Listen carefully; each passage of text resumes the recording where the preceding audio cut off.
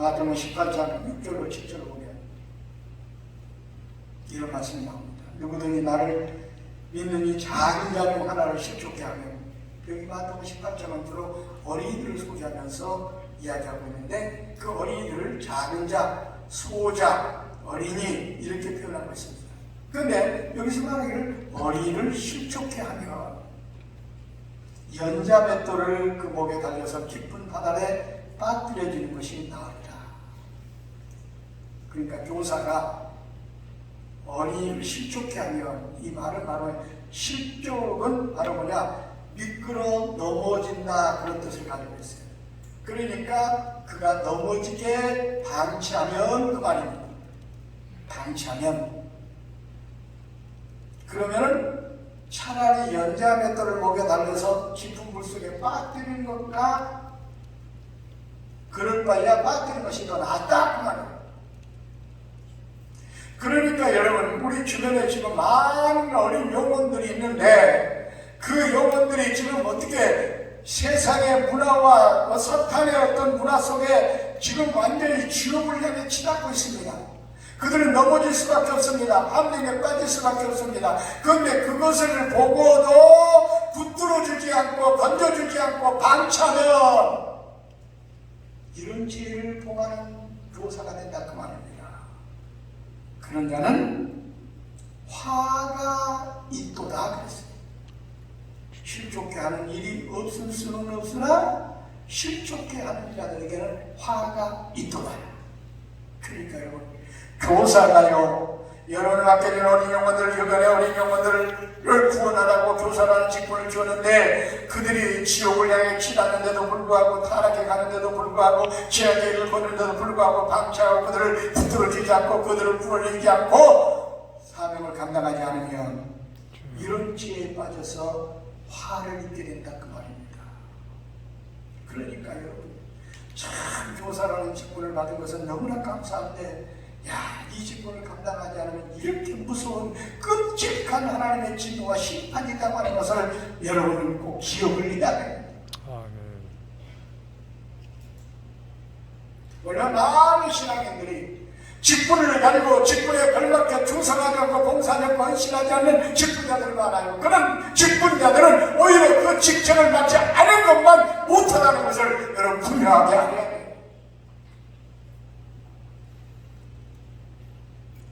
그러니까 어떻게 되겠습니까? 우리는 목숨 걸고 어린 영혼들에게 전도해야 돼요. 목숨 걸고 지략을 살려야 돼요. 목숨 걸고 어린 영혼들을 구원해야 됩니다. 그러라고 우리에게 교사의 직분을 줬기 때문에 그렇습니다.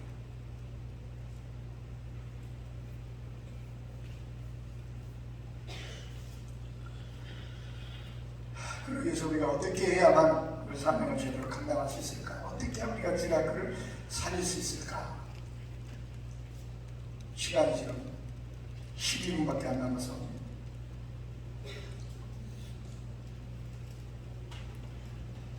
우리 20분까지죠? 2분밖에 안 남았는데 조금 시간을 더 쓰겠습니다. 30분까지 하겠습니다. 왜냐하면 밑에 층 있는 분들이 빨리 식당을 식사하고 끝날 때쯤 내려가셔야 혼자 가지 않기 때문에 제가 시간을 조금 더 해야 됩니다. 우리가 주일학교를 교육하는 데 있어서 설립에서는 우리가 본질로 돌아가야 됩니다. 우리를 사도로, 선지자, 교사로 직책을 주신 것은 성경을 가르치라, 복음을 전하라고 우리에게 이런 직책을 주신 겁니다. 그러니까 사실은 우리 교사는 성경을 가르치는 교사예요. 성경을 가르쳐야 돼요. 성경, 하나님 말씀.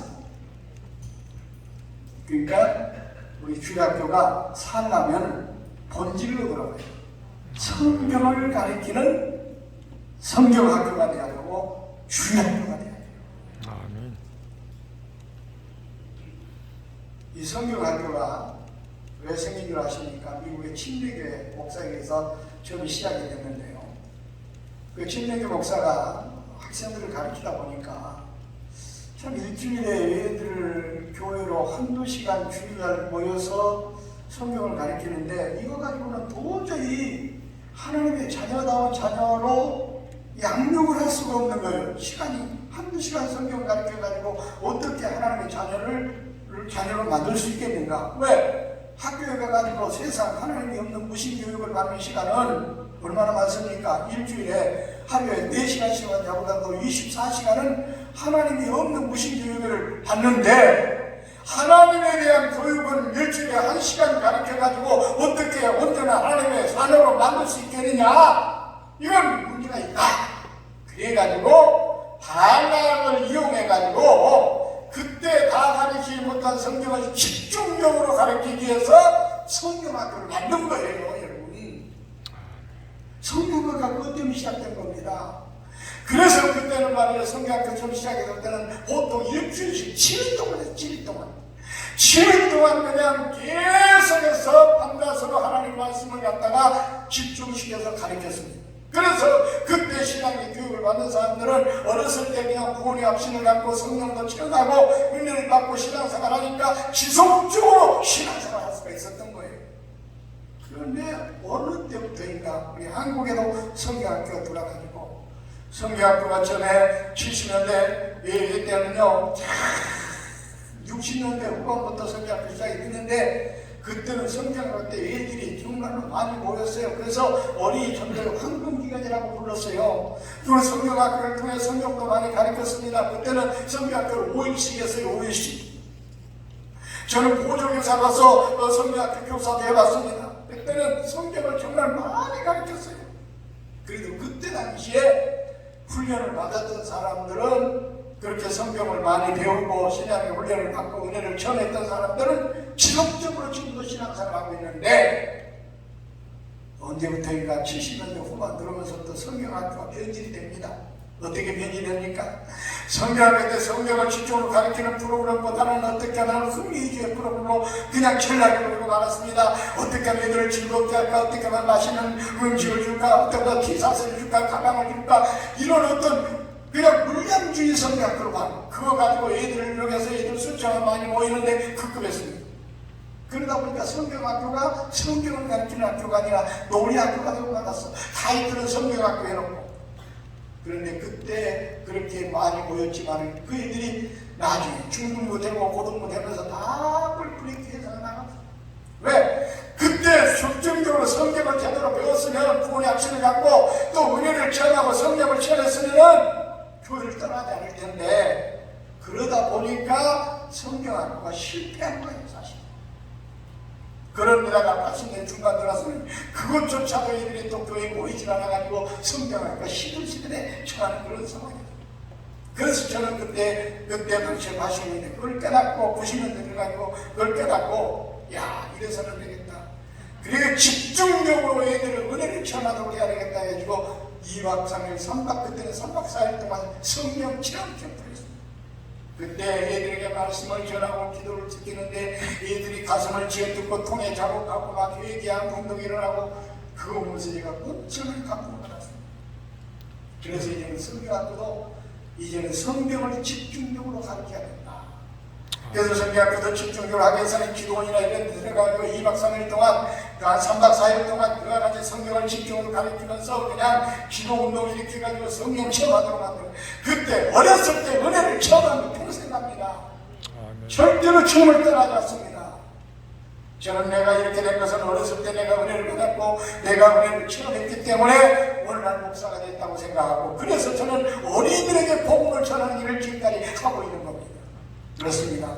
우리 시간이 없기 때문에 본질로 돌아가야 돼요. 성경학교가 성경을 가르쳐야 돼요. 그래서 이제는 집중적으로 3박 4일이든 2박 3일이든 어떤 기도원이나 이런 데 가가지고 캠프장에 가가지고 이와 같이 말씀을 전하고 말씀을 통해서 기도 운동을 일으켜서 성령을 체험하도록 만들어야 돼요. 은혜 체험하면 주님을 떠나지 않습니다. 은혜 체험하지 않으면 그냥 어떤 수다코닥기 식으로 그냥 바리새가 성경을 키우는 식으로 성경을 직접으로 전달해서 은혜를 전하지 않으면 또 옛날처럼 돌아가고 맙니다. 근데 이 주일학교는 어떤 훈련을 받아가지고 어느 저 출소할지 모르지만 나중에 중등부 고등부가 되면 다 떨어져 나갑니다. 그러므로 우리가 본질로 돌아가야 주일학교를 살기 위해서는 성경을 집중적으로 가르치는 프로그램을 가져야 돼요. 성경을 집중적으로 가르쳐야 됩니다. 그리고 여러분 캠프를, 여러분 성경학교나 이런 데도 성경 캠프를 해야 돼요. 열심히 은혜 받도록 만들어야 돼요. 그래야만 얘들이 어렸을 때 영성을 체험하고 은혜를 체험하면 주님을 따르지 않습니다. 그러면 주일학교가 삽니다. 그래서 여러분 교회에서 아마 작은 교회는 이런 캠프 같은 거 하기가 굉장히 어려울 거예요. 왜냐하면 몇 명 모아놓고 캠프를 좋은 프로그램 가지고 한다는 것이 또 강사들도 한정이 있고, 그래서 저희 한국 어린이교육성교에서 그런 교회들을 모아가지고 집중적으로 2박 3일 동안 또 1박 2일 동안 좀 줄어들었습니다만 3박 4일 동안 이런 식으로 우리가 캠프를 합니다. 여러분 한번 밖으로 보면 참여하셔가지고 여러분 교회에서 소금에 해가지고 그렇게 좋은 프로그램 가지고 여러분 성교를 하기가 힘들 거예요. 그런데 이렇게 해가지고 아사면 교사 은혜 받고 학생 은혜 받고 가서 또 그 얘기들을 통해서 전도가 되고, 그러면 주일학교가 또 부흥하게 됩니다. 아무튼 그건 참조를 하시도록 하고, 그래서 무엇보다도 성경 체험을 해야 돼요. 성경. 주일학교를 살기 위해서는 우리 교사와 학생들이 성경 체험 운동이 일어나야 됩니다. 그렇지 않으면 안 돼요. 왜? 교회 역사를 보면, 교회 부흥의 역사를 보면 성령의 역사였어요. 성령의 역사. 주일학교를 살리려고 하면, 침체된 주일학교 살리려고 한다면 이 산소와 같은 성령이 불어넣어 듣지 않으면 살아날 수가 없습니다. 보세요. 초대 예루살렘 교회가 그때 당시 교회도 없었잖아요. 그런데 저때 성령이 임함으로 교회가 생겨가지고 초대 예루살렘 교회가 그렇게 부흥하게 된 거예요. 나아가의 나라 교회 것도 성령 충만한 역사, 120명의 성도들이 3,000명이 되고 3,000명이 되고 5,000명이 되고 5,000명이 셀 수 없을 정도로 놀랍게 부흥한 게 바로 초대 예루살렘 교회 아닙니까? 그러면 그때 당시에 목회자들이 뭐 프로그램 가지고 했습니까? 아니에요. 성령의 역사였습니다. 그러니까 여러분의 주일학교를 살리려고 한다면 다른 방법이 없어요. 인간적인 수단과 방법과 재능과 프로그램이 아닙니다. 성령의 역사예요. 그래서 우리 교사들이 성령 충만을 받아야 되고, 그 모임 주일학생들이 성령의 충만한 은혜를 입어야 됩니다. 아시겠어요? 역사를 보면 그래. 역사를 초대교회 보면 그런 게 아니에요. 16세기에 초대교회 때 교회가 부흥의 불길이 터져가지고, 그 다음에 아시아 유럽을 중심으로 해가지고 엄청나게 복음이 전파가 됐어요. 근데 나중에 15세기까지 가가지고 16세기 때까지 타락하고 말았어요. 타락했어요. 로마 카톨릭이 아닙니까? 완전히 인본주의에 빠지고 사탄의 문화가 그냥 교회 침투되가 타락했어요. 교회가 완전히 어떻게 했어요? 그때는 천주교 완전히 타락했어요. 침체되었어요. 그때 루트와 칼빈 같은 종교 개혁자들이 일어나서 성경으로 돌아가자. 아멘. 오직 성경, 오직 믿음, 오직 은혜 운동이 일어났어요. 그때 강력한 성경의 역사가 나타납니다. 그래가지고 다시 16세기에 교회가 새롭게 부흥하는 역사가 일어납니다. 그렇게 침체되었던 교회가 새롭게 부흥한 역사가 일어난 게 바로 성령의 역사였어요. 그런데 또 세월이 이르면서 어떡합니까? 교회가 또 침체 이르게 됩니다. 그래서 16세기, 또 17세기까지 16세기에서 한 500년 동안은 그렇게 해서 종교개혁자들이 이렇게 운동을 통해서 교회가 성장하더니 또 침체기에 들어갔어요. 그것이 한 70년 동안 이어집니다. 그때 1740년도에 미국의 워드워즈라고 하는 사람을 중심으로 해서 그때 대각성 운동이 일어납니다. 그때 성령의 불덩이가 떨어져요. 그래가지고 미국 교회가 다시 한번 크게 분의 불길이 타오르게 됩니다. 그러니까 침체였던 미국 교회가 그렇게 다시 풍의 불길이 타오르게 뭐예요? 성령의 역사였어요. 그러니까 이 침체된 주일학교를 살리고 한국교를 살리는 데 다른 방법이 없어요. 성령 운동이 일어나야 돼요. 각성과 성령의 운동이 일어나면 안 됩니다. 그러면 여러분 주일학교를 살리려면, 침체된 주일학교 살리려면 다른 방법이 없어요. 우리 교사들이 엎드려 회개하고 기도하고 성령의 충만을 받아야 돼요. 주일학교에 성령 운동이 일어나야 돼요. 그 성령 역사가 나타날 때 침체되었던 한국교회가 살고 주일학교가 살아날 수가 있습니다. 다른 방법이 없어요. 그래서 이번 여름성학교 때부터 여러분 성령 체험 캠프를 해야 돼요. 여러분. 각 교회에서 아니면 전부 단체에서라도 그렇게 성령 운동을 일으키지 않으면 절대로 침체된 우리 한국교회 주일학교를 살릴 수가 없습니다.